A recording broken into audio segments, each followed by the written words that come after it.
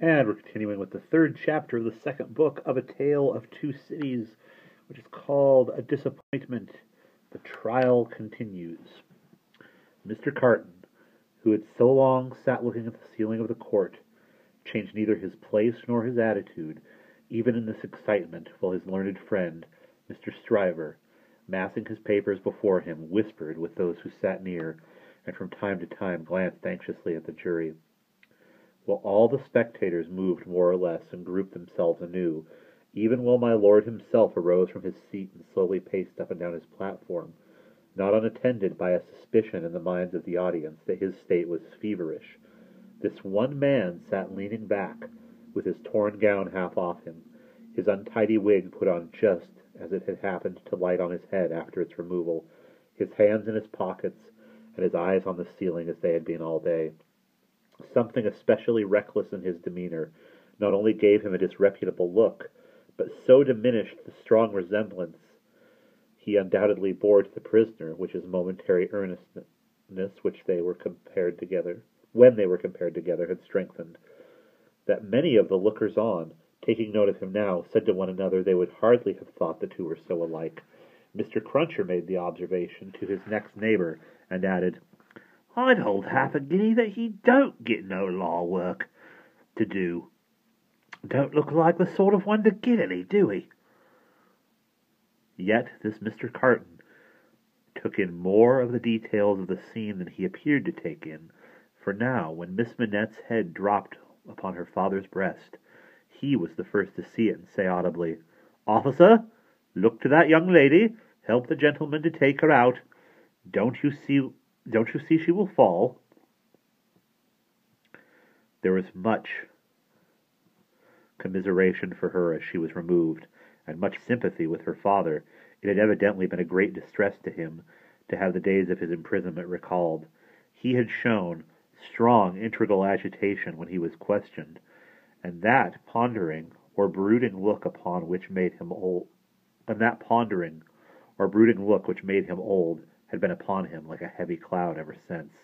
As he passed out, the jury, who had turned back and paused a moment, spoke through their foreman. They were not agreed and wished to retire. My lord, perhaps with George Washington on his mind, showed some surprise that they were not agreed, but signified his pleasure that they should retire under watch and ward, and retired himself. The trial had lasted all day, and the lamps in the court were now being lighted. It began to be rumored that the jury would be out a long while. The spectators dropped off to get refreshment, and the prisoner withdrew to the back of the dock and sat down.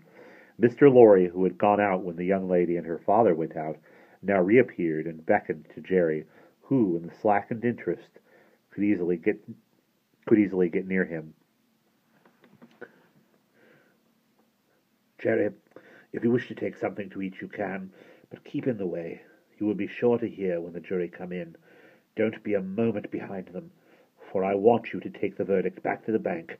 You are the quickest messenger I know, and will get to the Temple Bar long before I can."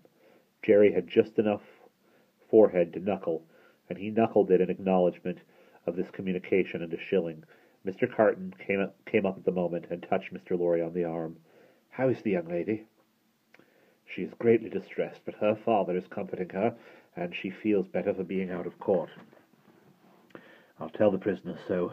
It won't do for a respectable bank gentleman like you to be seen speaking to him publicly, you know." Mr. Lorry reddened, as if he were conscious of having debated the point in his mind, and Mr. Carton made his way to the outside of the bar. The way out of court lay in that direction, and Jerry followed him, all eyes, ears, and spikes. "Mr. Darnay!" The prisoner came forward directly. "You are naturally anxious to hear of the witness, Miss Manette. She will do very well. You have seen the worst of her agitation." "I am deeply sorry to have been the cause of it. Could you tell her so for me, with my fervent acknowledgments?" "Yes, I would. I will if you ask it." Mr. Carton's manner was so careless as to be almost insolent. He stood, half turned from the prisoner, lounging with his elbow against the bar. "I do ask it. Accept my cordial thanks." "What?" said Carton, still only half turned toward him. "Do you expect, Mr. Darnay?" "The worst." "It's the wisest thing to expect, and the likeliest. But I think their withdrawing is in your favor. Loitering on the way out of court, not being allowed, Jerry heard no more, but left them, so like each other in feature, so unlike each other in manner, standing side by side, both reflected in the glass above them. An hour and a half limped heavily away in the thief and rascal crowded passages below, even though assisted with mutton pies and ale. The hoarse messenger, uncomfortably seated on a form after taking that reflection, had dropped into a doze when a loud murmur and a rapid tide of people setting up the stairs that led to the court carried him along with them. "Jerry! Jerry!" Mr. Lorry was already calling at the door when he got there. "Here, sir. It's a fight to get back again. Here I am, sir." Mr. Lorry handed him a paper through the throng. "Quick, have you got it?" "Yes, sir."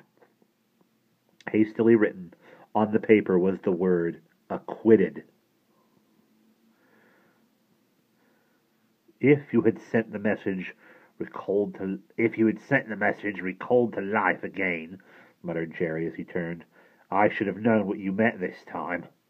He had no opportunity of saying, or so much as thinking anything else until he was clear of the Old Bailey, for the crowd had come pouring out with a vehemence that nearly took him off his legs, and a loud buzz swept into the street as if the baffled blue flies were dispersing in search of other carrion. And that is the end of chapter 3.